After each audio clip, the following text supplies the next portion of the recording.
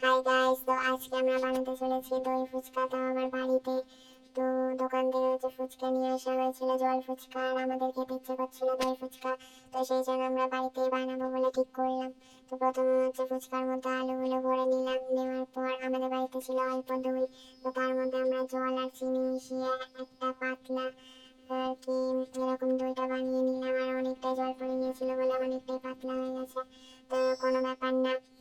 আর টমেটোর চাটনি বাড়িতে ছিল না, মানে বানানো ছিল না, তেঁতুল দিয়ে যে চাটনিটা হয়। তো সেই জন্য আমরা কি করলাম, টমেটো সস ব্যবহার করেছি। যেহেতু হঠাৎ করে খেতে ইচ্ছে করছে আর বাড়িতে তো সব জোগাড় নাও থাকতে পারে, তো সেই জন্য তোমরা এইভাবে বানিয়ে খেতে পারো। আর দেখতে পাচ্ছ এখানে আমরা কিচেন সস ব্যবহার করেছি। তো সবেতে একটু একটু করে সস দিয়ে দিলাম। আর এটাও কিন্তু খেতে খুবই ভালো লাগে, মানে দোকানের মতো না হলেও খেতে খুবই ভালো লাগে। তো আমরা মাঝে মাঝে এরকম জল ফুচকা নিয়ে এসে বাড়িতে দই ফুচকা করে খাই।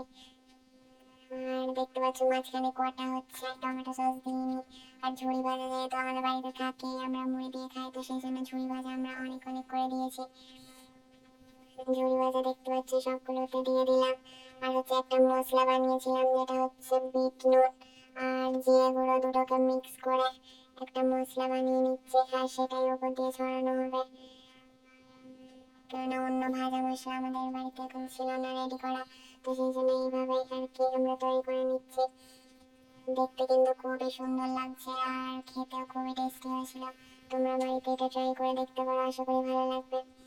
দেখতে পাচ্ছ মশলাটা ছড়ানো হয়ে গেছে। তো এখন তোমরা এর মধ্যে শসা কুচিও দিতে পারো, তারপর পেঁয়াজ দিয়েও করতে পারো, গাজর সবকিছু দিতে পারো, কিন্তু আমরা অত ঝামেলা করিনি, আমরা এইভাবে বানিয়ে নিয়েছি। আর ওপর দিয়ে একটু টমেটো সস দিয়ে ডেকোরেশন করে দিলাম।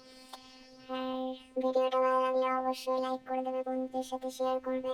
আর তোমরা অবশ্যই বানিয়ে ট্রাই করবে আর আমাদেরকে কমেন্ট করে জানাবে যে কেমন লাগলো। আমাদের কিন্তু খুবই ভালো লেগেছে। তো দেখা হচ্ছে নেক্সট ভিডিওতে, বাই।